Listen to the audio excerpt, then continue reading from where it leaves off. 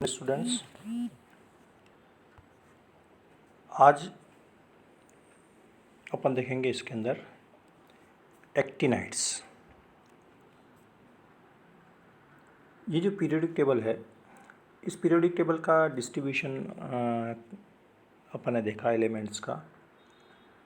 नीचे के जो ये दो सिस्टम हैं, दो लाइन हैं, दो आवर्त है पीरियड्स।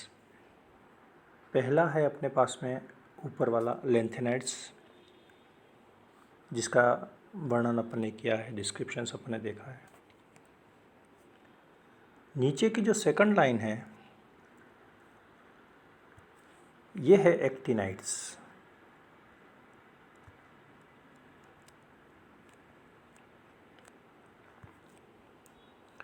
ऊपर वाली सीरीज़ 4F सीरीज़ है और एक्टिनाइड की सीरीज़ जो है वो 5F सीरीज़ है।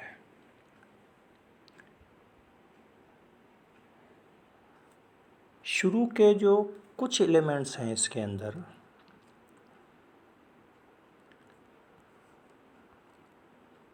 एक्टिनाइड्स के जो शुरू के 7-8 एलिमेंट्स हैं जो यहाँ दे रखे हैं, ये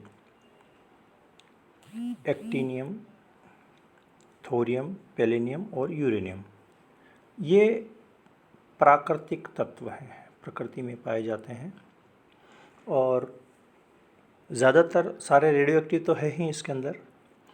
यूरेनियम के बाद जिसको अपन कहते हैं परा uranium, trans uranium, this is called trans. Trans means after the uranium. क्यों कहते हैं? Because some of the elements are generated from the uranium radioactive series after the decaying of the uranium।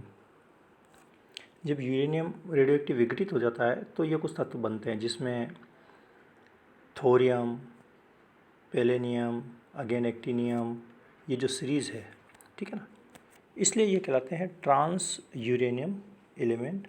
और इनको सुपर हैवी एलिमेंट्स भी कहते हैं, अति भारी तत्व, सुपर हैवी एलिमेंट्स।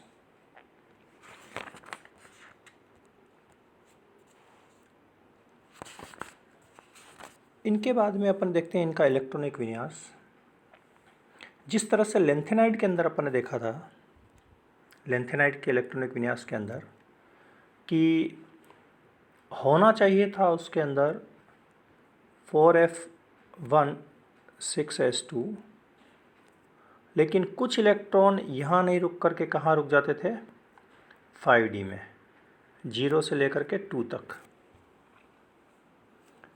एक्टिनाइड के अंदर भी ऐसा ही पाया जाता है। 7S2 के अंदर तो इलेक्ट्रॉन इसके अंदर रहते ही हैं। 5F में 1 to 14 तक इलेक्ट्रॉन्स रहते हैं और इसके बाद जो 6D आ रहा है वो 0 से 2 इलेक्ट्रॉन्स तक अपने अंदर रख लेता है। तो इलेक्ट्रॉन जो बाहर निकलेगा, जो अपन आगे प्रॉपर्टीज़ देखेंगे, because of this electronic configuration, पहले यहाँ से इलेक्ट्रॉन्स बाहर निकलेगा, उसके बाद में ये 5D के इलेक्ट्रॉन्स बाहर निकलेंगे और उसके बाद में 5F के इलेक्ट्रॉन बाहर निकलेंगे। ऐसा होने से क्या होगा कि जो इनकी अगली प्रॉपर्टी है ऑक्सीकरण अवस्था,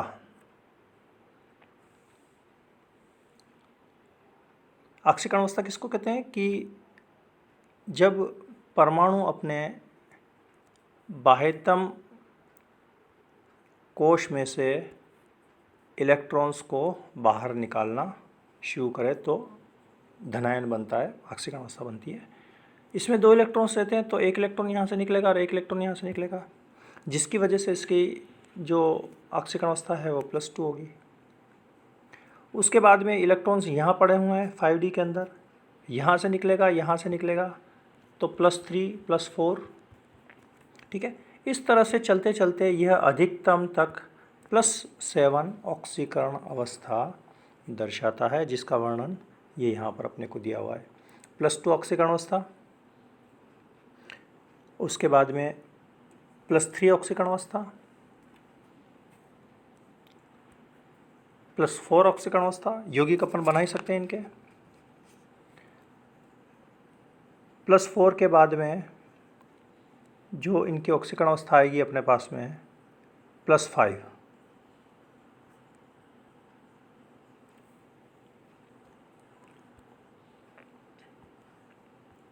और उसके बाद में आएगी अपने पास में ऑक्सीकरण अवस्था इसकी +6, +5 और +6 और +7। ठीक है, इन ऑक्सीकरण अवस्थाओं में इनके यौगिक बनते हैं, जो कि ये मैटर भी आपको जो दिया जाएगा उसमें आप उसको देख सकते हैं। यौगिक इनके बना सकते हैं अपन, बनते हैं इनके। ठीक है, अगली जो प्रॉपर्टी है इनकी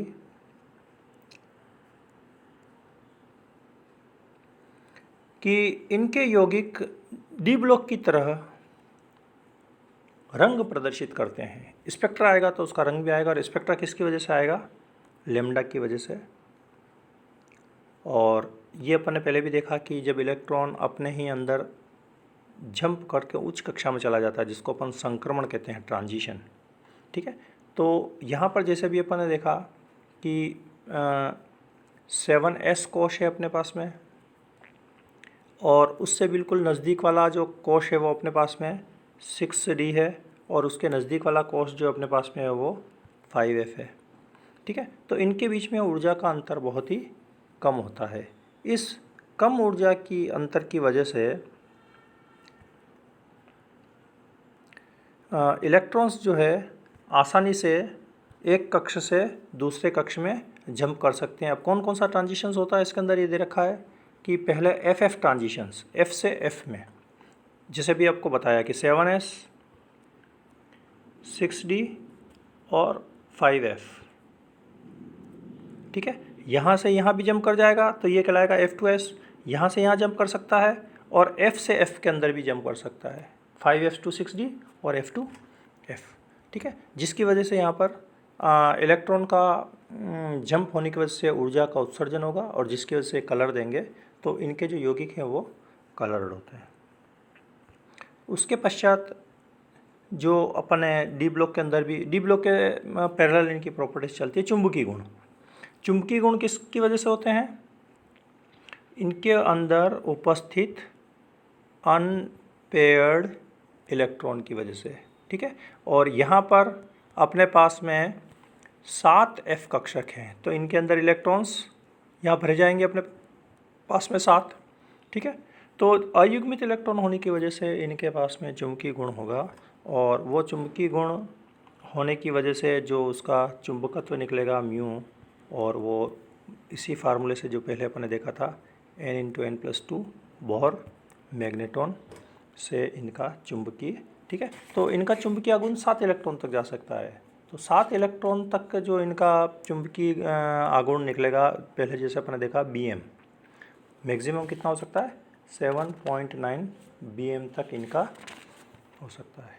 ठीक है, और कुछ प्रॉपर्टीज जो अपन ने डी ब्लॉक के अंदर देखी थी कि ये संकुल का निर्माण कर सकते हैं। लेंथेनाइड्स भी संकुल का निर्माण करते हैं, और एक्टिनाइड्स लेंथेनाइड्स की तुलना में थोड़ा सा ज़्यादा संकुल का निर्माण कर सकते हैं, क्योंकि इनका कोश थोड़ा सा बड़ा हो जाता है। तो ये कुछ सामान्य गुणधर्म हैं जो कि डी ब्लॉक के F ब्लॉक के जो एक्टिनाइड वाला जो पोर्शन है उसके लिए ये चलते हैं। ठीक है स्टूडेंट्स, थैंक यू।